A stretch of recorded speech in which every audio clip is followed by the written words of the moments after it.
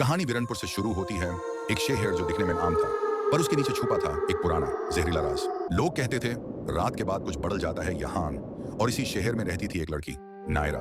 छुप छुप के जीती थी, जैसे किसी भूल भुलैया में अपनी पहचान खो चुकी हो। वो दिन भर एक पुरानी लाइब्रेरी चलाती थी, लोगों के सवालों के जवाब किताबों में ढूंढती थी। पर रात रात उसकी अपनी कहानी जाग उठती थी।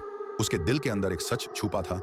वो आधी इंसान थी और आधी नागिन। उसकी माँ की डायरी में लिखा था, अगर कभी तुम्हें लाल आंखों वाला शिकारी दिखे, समझ लेना वही हमारा कतील है। नायरा ने ये लाइन पढ़ी।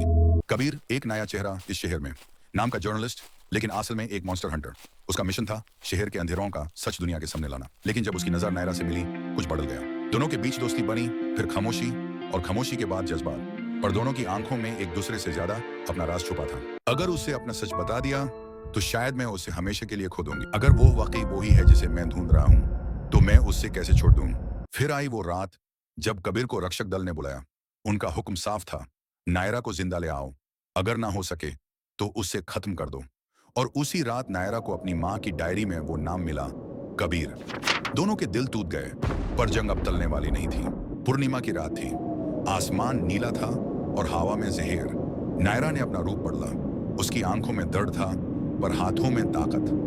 कबीर ने उस पर बंदूक तानी, लेकिन उसका दिल चिल्ला रहा था, मैं इससे मार नहीं सकता, इसमें जहर है, पर उस जहर में मेरी जान बसती है। और फिर उसने बंदूक घुमाई और अपने ही लोगों पर चला दी। वो लड़ गया नायरा के लिए, नायरा भी लड़ गई अपने होने के हक में। जंग खत्म हुई, रक्षक दल बिखर गया। कबीर जख्मी जमीन पर पड़ा था, नायरा उसके पास बैठी थी। उसकी आंखों में परेशानी थी, लेकिन उसके हाथों में उसका हाथ था।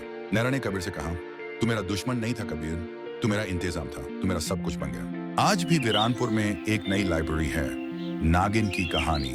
और लोग कहते हैं कभी कभी लाइब्रेरी के कोने में एक लंबी जुल्फों वाली लड़की और एक मुस्कुराता हुआ लड़का एक दूसरे का हाथ पकड़े बैठे मिल जाते हैं। अगर आपको यह कहानी दिल को छू गई तो लाइक करना ना भूलें, और हाँ, चैनल सब्सक्राइब करें, क्योंकि अगली कहानी में हम मिलेंगे एक नए राज के साथ।